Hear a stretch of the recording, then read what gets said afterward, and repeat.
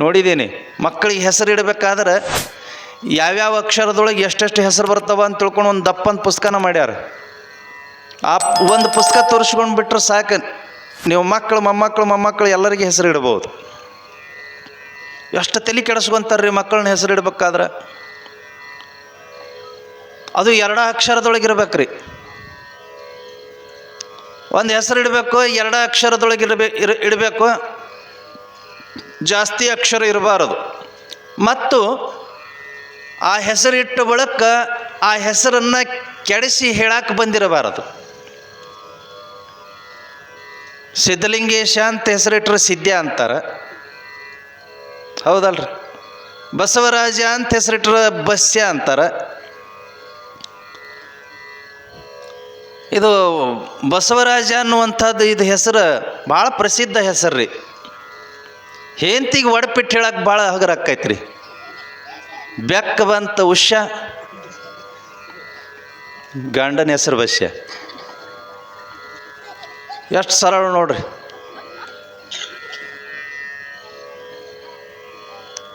ಈ ಟೈಪ್ ಮತ್ತೆ ಬೇರೆ ಹೆಸರುಗಳು ಸಿಗುತ್ತಾವ ಇಲ್ಲೋ ಗೊತ್ತಿಲ್ಲ. ಮತ್ತು ನೀವು ಮನ್ಯಾಗ ಹೋಗಿ ಚಾಲೂ ಮಾಡಿರಿ, ಯಾರು ಬಸಣ್ಣ ಅಂತ ಹೆಸರು ಇರ್ತೈತಲ್ಲ, ಮತ್ತು ನೀವು ಹೇಳ್ಕೊಟ್ರಿ ಅಜ್ಜರ ಇವತ್ತು ದಿನ ಅದ ಚಾಲೂ ಆಗೈತೆ ನಮ್ಮ ಮನೆ ಒಳಗೆ ಅಂತ ನಮಗೆ ನಾಳೆ ಕಂಪ್ಲೇಂಟ್ ಹೇಳಬಾರ್ದು. ಒಂದು ಹೆಸರು ಇಡಾಕ ಇಷ್ಟು ತಲೆ ಕೆಡಿಸ್ಕೊಂತಾರ. ಮನೆ ಒಬ್ಬರು ಬಂದಿದ್ದರು, ಅಜರ ಮಗಳು ಹುಟ್ಟ್ಯಾಡ್ರಿ, ಒಟ್ಟು ಪಂಚಾಂಗ ತೆಗೆದು ನೋಡ್ರಿ. ನೋಡಿದ್ದೀನಿ.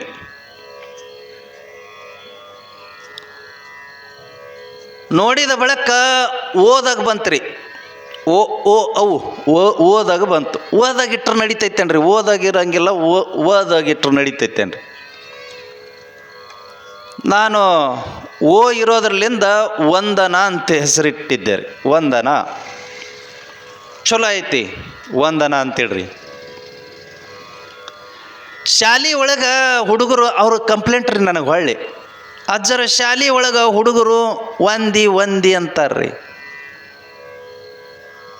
ಆಮೇಲಿಂದ ವಂದಿ ಅನ್ಕೊಂತ ಸಂಧಿ ಗೊಂದಿ ಅಂತಾರ್ರಿ.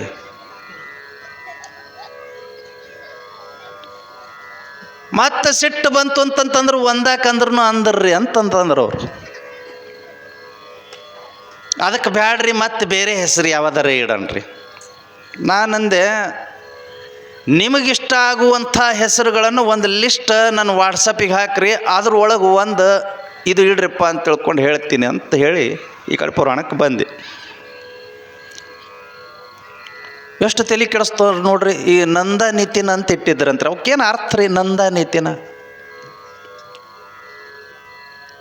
ಅರ್ಥ ಇಲ್ಲದ ಶಬ್ದಗಳನ್ನು ಹುಡುಕ್ಯಾಡಿ ಇಡ್ತಾರ್ರಿ. ಈಗ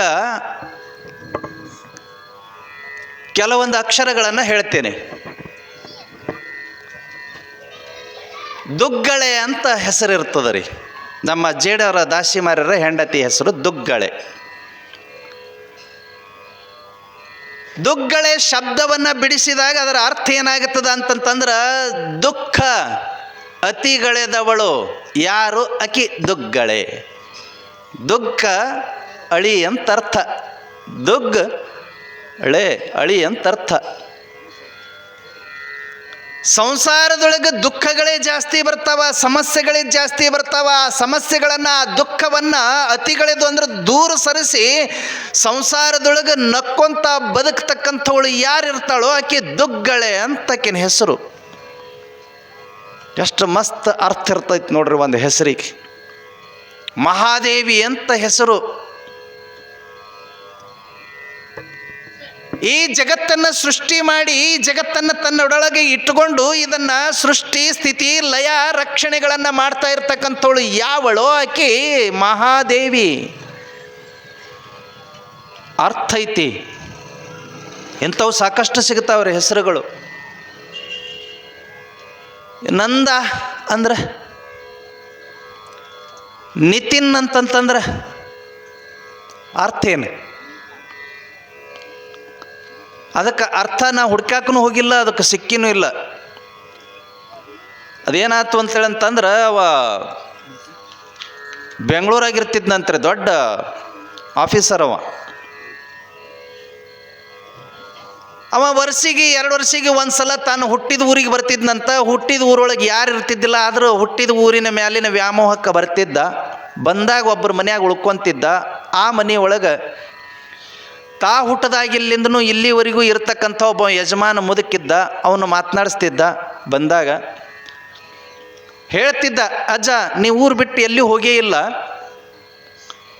ಹೊಲ ಆಯಿತು, ಮನೆ ಆಯಿತು, ನಿನ್ನ ಜೀವನ ಆಯಿತು, ಇಷ್ಟರೊಳಗನ ಅದಿ, ಇಷ್ಟು ದಿವಸ ದುಡ್ದಿದ್ದಿ, ಇನ್ನು ಮುಂದಾದರೂ ಒಂದಿಷ್ಟು ಆನಂದವಾಗಿ ಅಡ್ಡಾಡು, ಬೆಂಗಳೂರಿಗೆ ಬಾ, ನಾ ಎಲ್ಲ ತೋರಿಸ್ತೀನಿ, ಅಲ್ಲಿ ಮೈಸೂರು ಮಂಡ್ಯ ಎಲ್ಲ ತೋರಿಸ್ತೀನಿ, ಬಾ ಅಂತೇಳಿ ಅಂತಿದ್ದ. ಬರ್ತೀನಿ ಬರ್ತೀನಿ ಬರ್ತೀನಿ ಅನ್ಕೊಂತನ ಮುದುಕ 20 ವರ್ಷ ಕಳೆದಿದ್ದ. ಬಂದಾಗ ಒಂದು ಸಲ ಹೇಳ್ತಿದ್ದ, ಬರ್ತೀನಿ ಅಂತಿದ್ದ, ಹೋಗ್ತಿದ್ದೇ ಇಲ್ಲ ಮುದುಕ. ಏನೋ 20 ವರ್ಷ ಆದ ಬಳಿಕ ಮುದುಕಿಗೂ ಹೋಗ್ಬೇಕನ್ನಿಸ್ತ್ರಿ. ಅವು ಸಾಹೇಬಂದನು ಲಗ್ನ ಆಗಿತ್ತು, 2 ಮಕ್ಕಳಿದ್ವು, ಒಂದು ಹೆಣ್ಣು ಒಂದು ಗಂಡು, ಸಣ್ಣ ಸಣ್ಣ ಇದ್ದು, ಒಂದು 8 ವರ್ಷದಿತ್ತು, ಒಂದು 6 ವರ್ಷದ 5 ವರ್ಷದಿತ್ತು, ಸಣ್ಣ ಸಣ್ಣ ಮಕ್ಕಳು.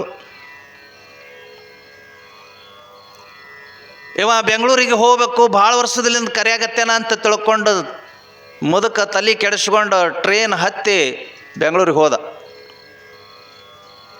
ಇಳಿದ ತಕ್ಷಣವೇ ಸಾಹೇಬ ಫೋನ್ ಹಚ್ಚದ, ಫೋನ್ ನಂಬರ್ ಇತ್ತು, ಫೋನ್ ಹಚ್ಚದ, ಮತ್ತೆ ಎಲ್ಲಿ ಬರಬೇಕು, ನಾ ಬೆಂಗಳೂರಿಗೆ ಬಂದೀನಿ ಅಂತಂದ. ಭಾಳ ಖುಷಿಪಟ್ಟ ಸಾಹೇಬ.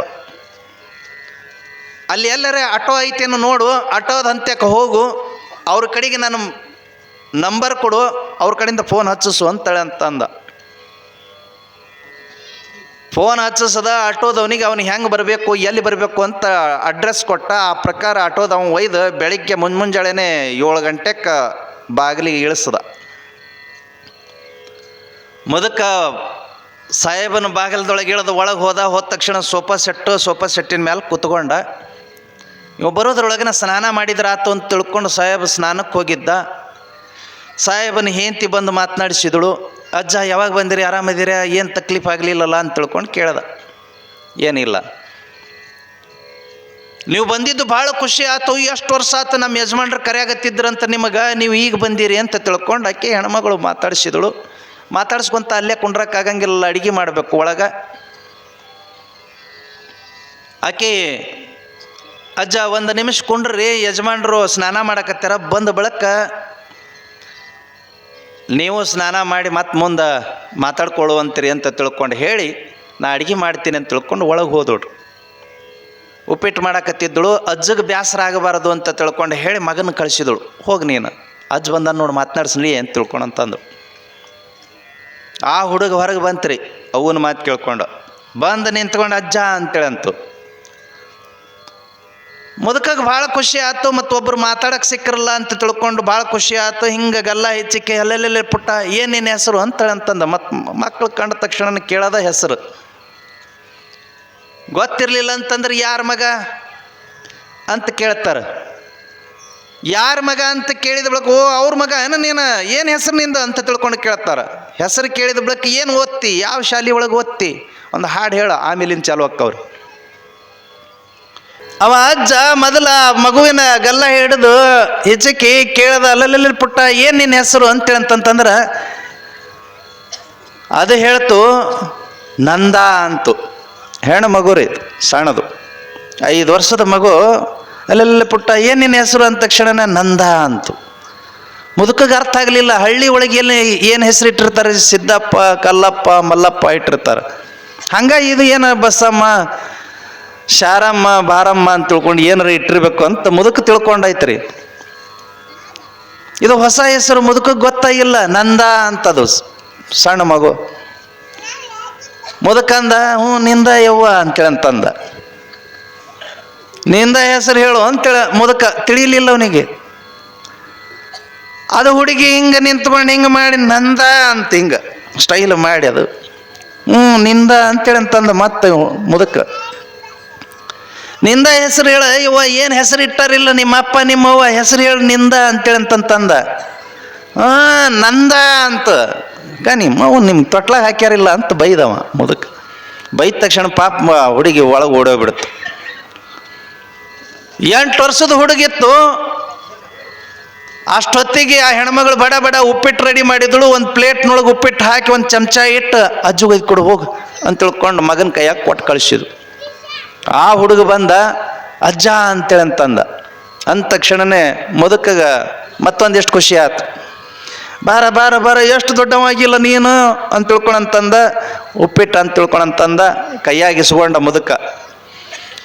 ಕೈಯಾಗ ಉಪ್ಪಿಟ್ಟು, ಬಿಸಿ ಬಿಸಿ ಉಪ್ಪಿಟ್ಟು ಇಸ್ಕೊಂಡು ಒಂದು ಚಮಚ ತೊಗೊಂಡು ಬಾಯಾಗ ಹಾಕ್ದ. ಹಿಂಗೆ ನೋಡ್ದ ಮುಖ, ಹುಡುಗ ನಿಂತ್ಕೊಂಡಿತ್ತು. ನಿಮ್ಮ ತಂಗಿ ಅಂತೂ ಹೆಸರು ಹೇಳಿಲ್ಲ, ನಿನ್ನ ಹೆಸರೇನು ಅಂತ ತಿಳ್ಕೊಂಡು ಕೇಳ್ದ ಮುದುಕ. ನಿತಿನ್ ಅಂತಂದವ. ಮುದುಕ ಕನ್ಫ್ಯೂಸ್ ಆಗಿಬಿಡ್ತ್ರಿ. ಅದು ಕೈಯಾಗ ಉಪ್ಪಿಟ್ಟು ಕೊಟ್ಟಾನ, ತಿನ್ನಾಕ ಕೊಟ್ಟಾನ, ನಾ ತಿನ್ನಾಕತ್ತೀನಿ, ಮತ್ತೇನು ತಿನ್ನು ಅಂತೇಳಂತ ಹೇಳೋದೈತಿ ಅಂತ ಮುದುಕ ಕನ್ಫ್ಯೂಸ್. ಅಲ್ಲೇ ನಾ ತಿಂತೀನಿ, ನಿನ್ನ ಹೆಸರೇನು ಅಂತ ಮುದುಕ. ನಿತಿನ್ ಅಂತಂತಂದ. ತಿಂತೀನಲ್ಲ, ಕೈಯಾಗ ಕೊಟ್ಟಿದಿ, ತಿನ್ನಲ್ದನ ನಾ ಇರ್ತೀನಿ, ನಾ ತಿಂತೀನಿ, ನಿನ್ನ ಹೆಸರೇನು ಹೇಳು ಅಂತ ಮುದುಕ. ನಿತಿನ್ ಅಂತೇಳಂತಂದ. ಹೊಗ ನೀ ಅಣ್ಣ ತಂಗಿಗೆ ಹೆಸರ ಇಟ್ಟಿಲ್ಲ ನಡಿ ಅತ್ತಾಗಂತೇಳಿ ಬೈದ ಮುದುಕ. ನಮ್ಮ ಹಳ್ಳಿ ಭಾಷೆ ರೀ. ಬೈದ ತಕ್ಷಣನೇ ಅದು ಒಳಗೆ ಹೋಗ್ಬಿಡ್ತು. ಇವ ಮುದುಕ ತಿನ್ನಾಗತ್ತಿದ್ದ. ಒಳಗೆ ಹೋದ ತಕ್ಷಣ ಅವ್ರ ಅಪ್ಪ ಸಾಹೇಬ ಬಂದ. ಸ್ನಾನ ಮಾಡಿದ್ದ, ಬಟ್ಟೆ ಹಾಕುವಂತ ಬಂದ. ಏನಪ್ಪ ಅಜ್ಜ, ಭಾಳ ದಿವ್ಸಕ್ಕೆ ಬಂದಿಲ್ಲ, ಭಾಳ ಖುಷಿ ಆಗೈತೆ ನೋಡಿ ನೀನು, ನನಗೆ ಮನೆಗೆ ಬಂದು ಭಾಳ ಸಂತೋಷ ಆಯ್ತು ಅಂತ ತಿಳ್ಕೊಳಂತಂದು ಬಂದು ಕೂತ್ಕೊಂಡ ಸೋಫಾದ ಮೇಲೆ. ಅದೆಲ್ಲ ಇರಲಿ, ಮುದುಕಾಗ ಇದೊಂದು ಕನ್ಫ್ಯೂಸ್ ರೀ, ಮಕ್ಕಳಿಗೆ ಹೆಸರು ಇಟ್ಟನಿಲ್ಲ ಅಂತ ಕನ್ಫ್ಯೂಸ್ ಆಗಿಬಿಟ್ಟಿತ್ತು. ಕೇಳ್ದ ಸಾಹೇಬಗ. ಅದೆಲ್ಲ ಇರಲಿ, ನಿನ್ನ ಮಕ್ಕಳ ಹೆಸರು ಏನು ಇಟ್ಟಿದಿ ಅಂತ ತಿಳ್ಕೊಂಡು ಕೇಳ್ದ. ಅದ ನಂದ ನಿತಿನ್ ಅಂತ ಹೇಳಂತಂದವ. ಎರಡು ಕೂಡಿಸಿ ಹೇಳ್ಬಿಟ್ಟ. ಇನ್ನೂ ಕನ್ಫ್ಯೂಸ್ ಅವನಿಗೆ ಮುದುಕಗ. ಅಂತಂದ. ಅದ ನಂದ ನಿತಿನ ಅಂತೇಳಂತಂದ. ಮುದುಕ ಕನ್ಫ್ಯೂಸ್. ನಾ ಇವಂದು ತಿನ್ನಾಕ ಅಲ್ಲಿ ಊರ್ಲಿಂದ ಇಲ್ಲಿಗೆ ಬಂದೀನೇನಂತ. ಇವಂದು ನಾ ಯಾಕೆ ತಿನ್ಲಿ, ಅಲ್ಲಿಂದ ಇವಂದು ತಿನ್ನಾಕ ಇಲ್ಲಿಗೆ ಬರ್ಬೇಕಾ ಬೆಂಗಳೂರಿಗೆ? ನಂದ ನಿತಿನ್ ಎರಡು ಕೂಡಿಸಿ ನಂದು ನೀ ತಿನ್ನು ಅಂದಂಗಾಗೈತೆ ಒಂದು. ಮುದುಕಾಗ ಕನ್ಫ್ಯೂಸ್ ಆಗಿಬಿಡ್ತ್ರಿ. ಅವಂದು ನಾ ಯಾಕೆ ತಿನ್ನಾಕಿ ಬೆಂಗಳೂರು ಮಟ್ಟ ಬರಬೇಕು ಅಂತ ಮುದುಕಾಗ ಅಂದ. ಅದೇ ನಂದ ನಿತಿನ್ ಅಂತಂದ. ಮತ್ತು ಸಾಹೇಬ ಸಿಟ್ಟು ಬಂತ್ರಿ. ಉಪ್ಪಿಟ್ಟು ಕೈಯಾಗಿ ಹಿಡ್ಕೊಂಡಿದ್ದ, ನೆಲಕ್ಕೆ ಜಾಡಿಸಿ ಒಗದು ಹೇಳ್ದ, ನಿಂದ ನಾ ಯಾಕೆ ತಿನ್ಲಿ, ನಂದು ನೀ ತಿನ್ನ ಅಂತೇಳಂತಂದ.